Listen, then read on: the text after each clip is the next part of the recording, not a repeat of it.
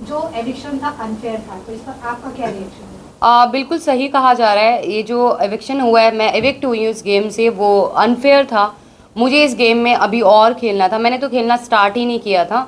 और मैं अगर निकली हूँ इस घर से तो वोटिंग की वजह से नहीं निकली हूँ। मुझे पूरा सपोर्ट मिला है जनता का, पर जो अंदर घर वाले थे, घर वालों की वजह से जो है मुझे इस गेम से आउट होना पड़ा, निकलना पड़ा। तो ऐसे कौन से घर वाले लग रहे थे आपको कि जिन्होंने कहा कि आपको निकलना चाहिए, जिन्होंने आपको सपोर्ट नहीं किया? जी, सबसे पहले दीपक जी, क्योंकि उन्होंने मुझे नॉमिनेशन की उसमें डाला था, और दूसरा नेजी भाई। और नेजी भाई का मुझे बुरा नहीं लगा, क्योंकि उन्होंने कल के एपिसोड में बोला है कि मैं बहुत मतलब मुझे बहुत बुरा लग रहा है कि पायल मेरी वजह से गई है, और शायद मेरा वो डिसीज़न गलत था। तो जो एक थोड़ा सा दुख था मुझे भाई को लेके कि उसने उन्हें ऐसा बोला, वो अब क्लियर हो गया है कि उनको ये एहसास हो गया कि उनकी वजह से आज मैं उस गेम में नहीं हूँ। पर दीपक जी के लिए मुझे बिल्कुल भी सरप्राइज़ नहीं हुआ, क्योंकि वो ऑलरेडी अपने दिमाग में ये चीज़ बिठा के बैठे थे कि ये तीन लोग एक ही घर से आए हैं और इनके तीन वोट एक साथ हैं, ये मिलके खेलेंगे। उन्होंने हमें इंडिविजुअल देखा ही नहीं, और वो चाहते ही नहीं कि हम इंडिविजुअल इस गेम में रह के खेल सकें। वेल, आपने दीपक जी की बात करी, मैं बात करूँ नीरज जी की। उनमें ऐसा लगता है कि दीपक एज अ विनर निकल सकते हैं। वो बहुत अच्छे प्लेयर है, जस्ट बिकॉज वो अभी व्हील चेयर पर है या उनका फ्रैक्चर है, इसी वजह से वो अपनी गेम को ज़्यादा एक्सप्लोर नहीं कर पा रहे। क्या कहना है आपको इस बारे में? मेरा कहना ये है, दीपक जी बहुत ज़्यादा एक्सपीरियंस्ड है, उनको चीज़ें बहुत ज़्यादा पता है हम लोगों से ज़्यादा। ठीक है, पर जो उनकी मेडिकल कंडीशन है उसकी वजह से वो उस गेम में अपना जो उनको देना चाहिए वो नहीं दे पा रहे हैं। वो मेडिकल कंडीशन की वजह से बेड पे रहते हैं, उनको बेड से उठा के मेडिकल रूम तक ले जाने के लिए भी दो लोगों की ज़रूरत पड़ती है। तो मुझे ऐसा लग रहा है कि उनको इस वक्त ना बुला के शायद नेक्स्ट सीज़न में अगर बुलाते तो वो शायद बहुत ज़्यादा अच्छे से खेलते और शायद विनर भी हो सकते थे।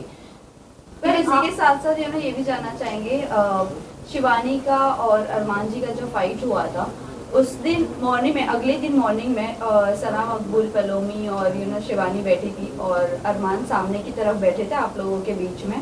तब शिवानी को उन्होंने ये कहा था कि ये इंसान पर भरोसा नहीं करना, और वहीं हम दूसरी तरफ सोशल मीडिया पर देख रहे हैं कि शिवानी ऑलरेडी एक ब्लॉग बना चुकी है अरमान जी के साथ।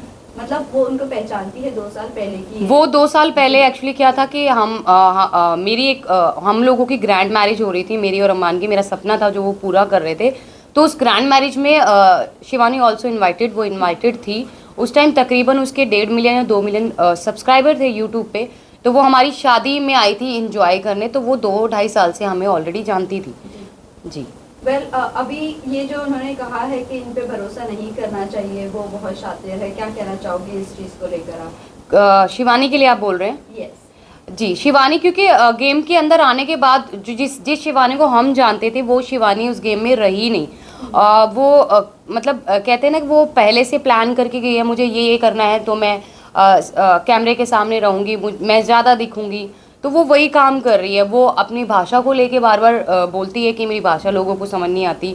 दूसरा, वो लोगों के सामने ऐसा प्रेटेंड करती है कि वो बच्ची है, वो छोटी है, पर ऐसा कुछ नहीं है, वो छोटी नहीं है गाइस। वो अपने घर को खुद चलाती है, और कोई भी छोटा बच्चा बिग बॉस शो में नहीं खेलने आता है। कोई समझदार ही बिग बॉस ऐसे कंटेस्टेंट लेके आता है जो गेम को खेल सकता है और खेलने की कैपेसिटी रखता है और जीतने की भी रखता है। तो वो बच्ची नहीं है। दूसरा, उसकी हार्श बात करने का तरीका, वो अपने से बड़े की रिस्पेक्ट नहीं करी है। जैसे कि उसने रणवीर जी से बदतमीज़ी की, अरमान जी से करी बदतमीज़ी, मेरे से और क्योंकि हम ऑलमोस्ट हम सभी उससे बड़े हैं। अगर वो 22 साल की है तो आई वॉज 32 ईयर्स, मैं 32 साल की हूँ, तकरीबन 10 साल उससे बड़ी हूँ। तो उसने सबके साथ जो है बहुत रूड तरीके से बात करी, और किसी को भी अच्छे से बात नहीं करती है वो। वेल, कई लोगों का ये भी कहना है कि हमें दूसरी मनीषा रानी नहीं चाहिए, एक ही काफ़ी थी। तो आपको लगता है वो मनीषा रानी बनने की कोशिश कर रही है और दिल जीतने की कोशिश कर रही है लोगों को? पर जो मनीषा रानी ने जो खेला और उसने अपने आप को दिखाया है बिग बॉस में, वो एक पॉजिटिव वे से, उसकी सिर्फ लैंग्वेज सेम थी, पर वो बिल्कुल भी अपनी शिवानी जैसी बिल्कुल भी नहीं थी। उसका नेचर बहुत ही अच्छा है, और शिवानी जो है लोगों को डोमिनेट कर रही है। वो जिस तरीके से चिल्ला चिल्ला के बोलती है, अपनी बात आगे रखने के लिए वो चिल्लाती है लोगों के सामने, बदतमीजी करती है। जैसे बहुत सारे लोगों ऑलमोस्ट सभी लोगों से उसकी सिर्फ चंद्रिका और सना मकबूल और विशाल, शायद विशाल से भी उसका झगड़ा हो चुका है। ऑलमोस्ट सभी घर वालों से उसका झगड़ा ऑलरेडी हो चुका है। तो मनीषा ऐसी नहीं थी, मनीषा बहुत अच्छा पोलाइटली सबके साथ थी और बहुत अच्छा रिलेशन बना के गई सबके साथ। फिर आप लोग आपके रिश्तों के बारे में बाहर बहुत ज़्यादा ट्रोलिंग चल रही है, आप आपके रिश्तों को क्या कहना चाहोगे, रिश्ते के बारे में लोगों को क्या कहना चाहोगे जिस तरह से बाहर लोग एक्सेप्ट नहीं कर रहे हैं? वही आपके यूट्यूब पर आपके फैन फॉलोइंग ज़रूर होंगे, बट जब OTT पर आने के बाद वो चीज़ें लोग एक्सेप्ट नहीं कर रहे, क्या कहना है आपको इस बारे में? देखो हमारा रिलेशन ऐसा है, मैं मानती हूँ कोई भी इस रिलेशन को एक्सेप्ट नहीं करेगा और समाज तो बिल्कुल भी नहीं करेगा, पर बहुत सारी परिस्थितियाँ ऐसी हो गई थी हमारे रिलेशन में। हम लोग तीनों 1-1.25 साल के लिए अलग भी हो गए थे, हम सेपरेट भी हो गए थे, वो भी करके देख लिया था। पर जो बहुत सारी परेशानियाँ तकलीफ़ हमने झेली है, मरने की कगार तक हम तीनों पहुँच गए थे, पर उन सबको समेट के हमने वापस अपने रिलेशन को बनाया है और इस रिलेशन में आज इतना प्यार है कि दुनिया की कोई भी ताकत हम तीनों को अलग नहीं कर सकती है। पर इसी के साथ साथ हम समाज को ये मैसेज देते हैं कि हम लोग 2 शादियों को सपोर्ट कभी नहीं करते हैं, ना ही ज़िंदगी में कभी करेंगे। ये गलती अरमान जी से हुई है, वो ये चीज़ मानते हैं, उनसे ये गलती हुई है।